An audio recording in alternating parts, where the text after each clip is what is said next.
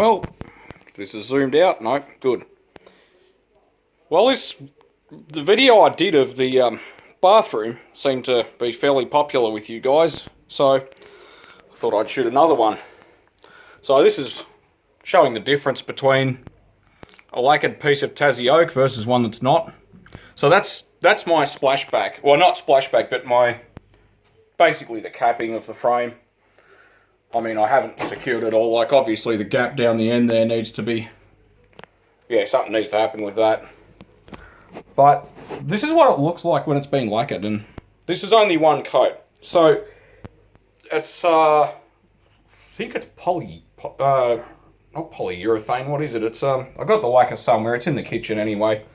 I was doing this on the kitchen bench with just paper lining the bench. So, I've done this all the way around. So, I'm not going to move it too much, but I've done it all the way around. So, even the end grain. The first coat you do, I think it's epoxy-based lacquer. Anyway, the first coat you do is got turpentine in it, 10%. Now, it doesn't look like a lacquer at the end, but this actually has a lot of lacquer on it. It's just soaked right in. So, one coat's thinned out with terps. Every other coat's just applied neat. So, I've chamfered the edges here. I'm going to joint all of the cap with silicone, and I'll probably do the same with the screws. I'll just probably get a chisel or a old credit card or something and just sort of fill in where the screws are going to be. I did have a couple of oopsies where obviously there's a hole there that shouldn't be. The reason why is because when I drilled it initially, I hit the screw. Very handy. So I had to move her over a bit. The same thing happened with this front part, but that's actually, I put it outside to get a bit of heat. So, look, I could do better. You know, there's a little bit of height difference. Because timber's it's not like steel where you can guarantee it's all the same size. There's slight differences depending on what day the timber was cut. I don't know, whatever. So, yeah, you can see at the bottom here, the timber doesn't line up, but the underneath actually does. So, yeah, that's why there's a bit of difference. And all I've done is just, basically, I'm just shimming it, bringing it up to the correct height. The marks here are from the cardboard packet the sandpaper came in. I just had it sitting there, basically using it with the float to avoid damaging. So, I have siliconed in the waste. Now, I know you used to use putty for that, but so it's a fairly nice waste, really. I just joined it with silicone, tighten it down, should be right. I have tested it with a bucket of water, but obviously because the pump's not connected, so I can't go basically over that. So I just put in 10 litres of water, which is 10 kilograms as it happens. The pump's a bit of a problem because so this is where the pump's got to go, and I've showed the connectors it uses. So that's one of them there. Then it's got the opposite because they're not both the same. I'm not exactly sure why they do that, but I don't know. Maybe it's to define the inlet and the outlet, but whatever. So these pipes are in the wrong spot. I did start playing with bends, and I could have made this work, but the pump would basically be in the room. It'd be out to here kind of thing on an angle like that. If I get this thing back. Yeah, so what I'm going to do instead, I haven't spoken to the company yet, but there's a website, I think it's called directpools.com.au. Don't quote me on that. But they sell 40mm. That's the internal diameter, by the way, if you didn't know. The external diameter is 48mm. So that's why it looks bigger than Imperial pipe that's labelled 40mm.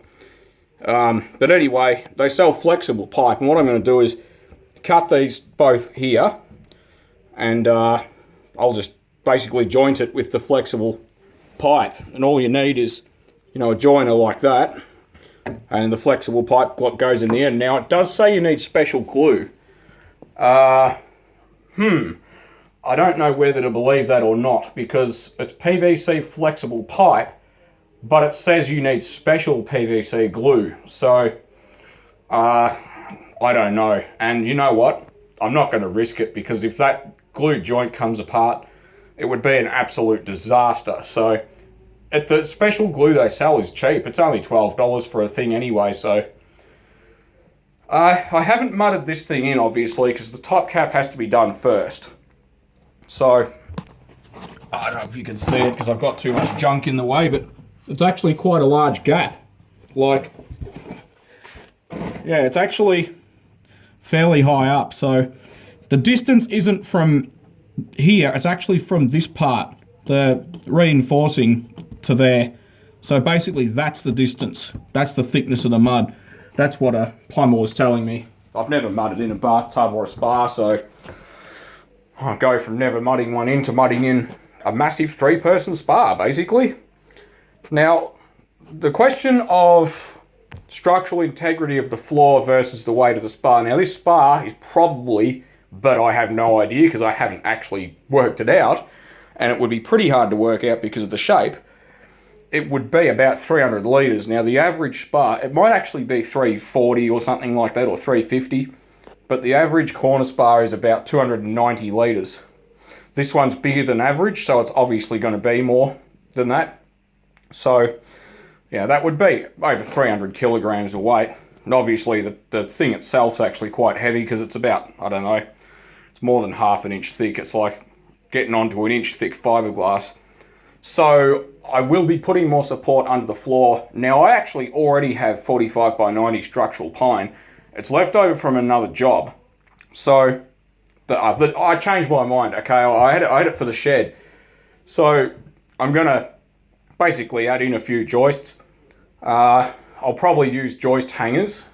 I was going to do it differently, but there's nothing wrong with a joist hanger. They're structurally rated, so I mean, the other way of doing it would be to face the bearer with some 45 by 90 and several big bolts or screws, but I just don't think it's necessary. I mean, like, if I use 45 by 90 joist hangers and some good quality long enough screws, that it's just going to be absolutely fine. I mean, I'm not expecting this to be a really big problem anyway, because there's a joist underneath this wall bottom plate, which is irrelevant for the spa. There's another one, I think, about there, so it does miss out on the frame. And so there's a joist there, there's another one there, and there's actually a couple of joists here too. So it doesn't look like there's any support, but there's a joist like right here. There's another joist there too, and there's also another joist probably about in line with the frame, because there was a bathtub actually installed, which is what these they checked them into the studs. But now I could have done that with this. I'm pretty sure that was what was done at the previous installation, but I'm not an arrogant man. Now, what I'm getting at is I'm not an architect. I have no idea what the dead load is on these walls.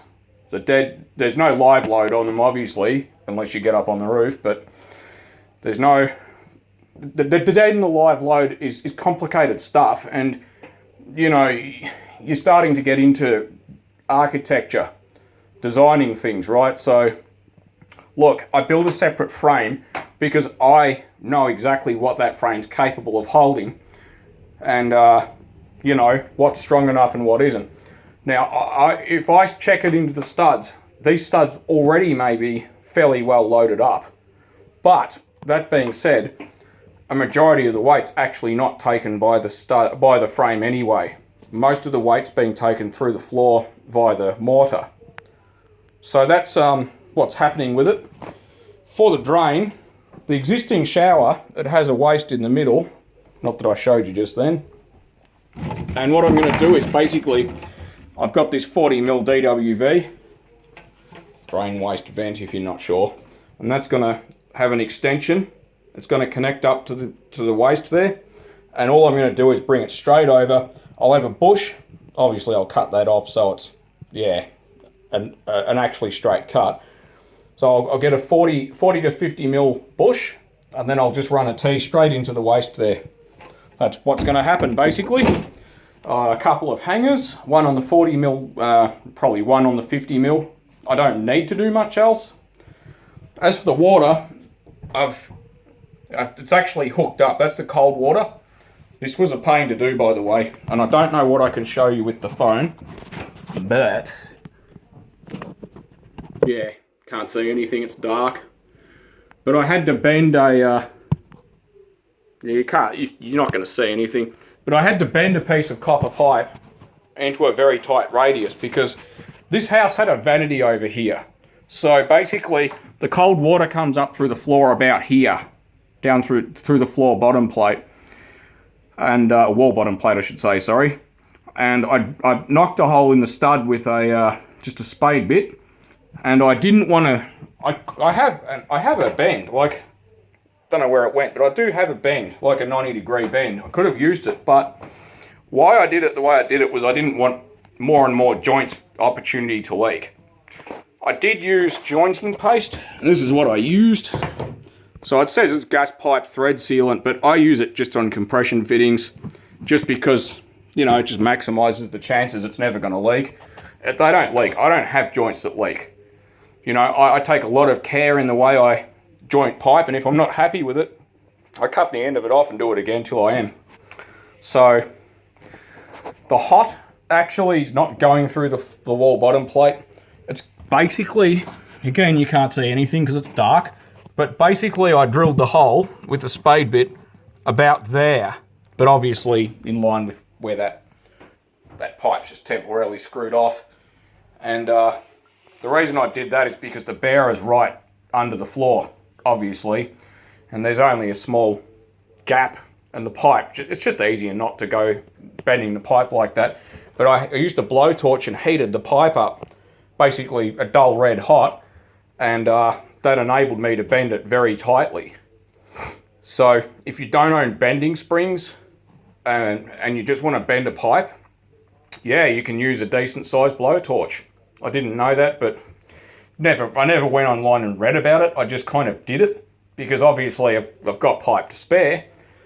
I could have used PEX, but not a massive fan of plastic water pipes. I mean, I know you can get shark bite connectors and you don't really have to do much and blah, blah, blah, but nah, shark bite connectors have been known to let go. And all you have to do is Google, you know, PEX water pipe failure, and there's a lot of posts on the internet about it. So I personally wouldn't want to. Now under the house, I'd run PEX or pressure PVC pipe, no worries. But in a wall, it's copper. In fact, this is all copper. I got no PEX or anything in this house, and I never will, because copper pipe's the best thing for the job, and that's it. And I'm never going to be convinced otherwise. I know copper's better than plastic. So that's where I'm at with it. Well, thanks for watching.